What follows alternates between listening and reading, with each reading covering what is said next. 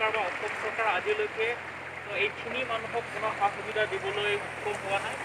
আৰু আমি ক'বলৈ বিচাৰিছোঁ ইয়াতে 34খন পৰিয়াল আছে, সেই 34খন পৰিয়ালে মানে এইখিনি যিমানখিনি মাটি আছে, মাটি মানে লাহে লাহে তেখেতৰ মানে খেতি কৰা মাটিটো মানে নদীয়ে মানে এতিয়া আঁতৰি খেতি কৰিছে।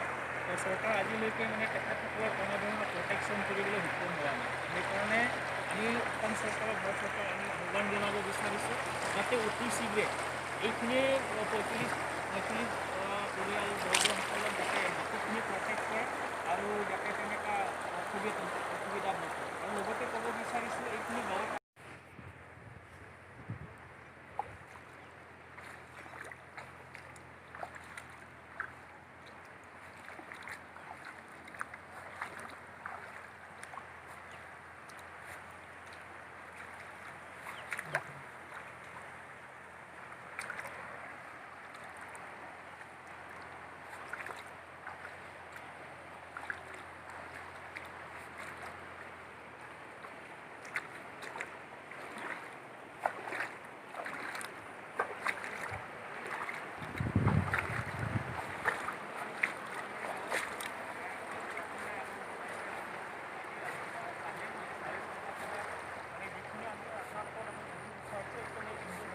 কানেকশ্যন হৈ আহিছে।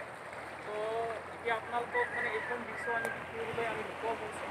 ইয়াতে বহুত বানপানী, অতিৰিক্ত পানী আহিছে ইণ্ডো ভূটানৰ পৰা, আৰু এইটো সন্তোষ নদী দি আহিছে। কিন্তু সন্তোষ নদী অহাৰ লগে লগে আজি ৰাতিপুৱা 6:30 বজাত এইখিনি গাঁও আমি আপোনালোকক দেখুৱাইছোঁ। এইটো আমি চিমলাবাৰী এভিনিউ ফৰেষ্ট এভিনিউ ভিলেজ হয়। ইয়াতে টোটেল 45 মান হাউচ হোল্ড আছে। তো আজি ৰাতিপুৱা 6:30 বজাত এইখিনি গাঁৱত এতিয়া ছাডেনলি মানে ইমান পানীটো তাতে মানে ভিতৰলৈ সোমাই আহিছে আৰু তেখেতসকলে মানে আজি ভুগিব হৈছে। তো সেইখিনি আমি আপোনালোকক জনাব বিচাৰিছোঁ। বানপানী गिना गिजाब्रा नोंसोरलाय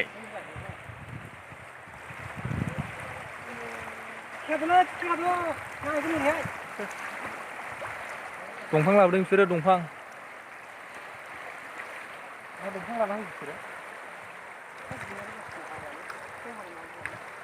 खस्थ' गैया मा गैया लाबोबाय आरो बिसोरो दंफांखौ